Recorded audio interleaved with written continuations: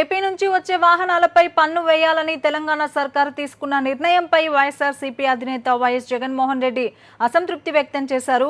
ఒకే భాష మాట్లాడే రాష్ట్రాలు పరస్పరం సహకరించుకుంటూ ముందుకు పోవాలే కానీ ఇలా పన్నులు వసూలు చేయడం సరికాదన్నారు.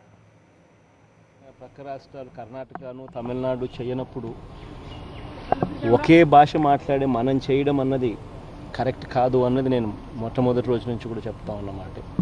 ఒకే భాష మాట్లాడుతున్నాం, ఇప్పుడు రాష్ట్రాలు విడిపోయినా కూడా ఒకే భాష మాట్లాడతాం, మనుషులమంతా కలిసే ఉంటాం.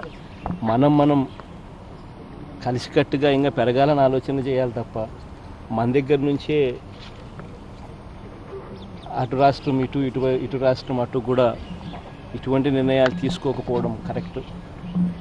ఒకవేళ కేసీఆర్ గారికి కూడా వెనక్కి తీసుకొని ఇరు రాష్ట్రాల మధ్య సంబంధాలు పెంచే కార్యక్రమాలు చేస్తే బాగుంటుందని తనకు కూడా సలహా ఇస్తుంది.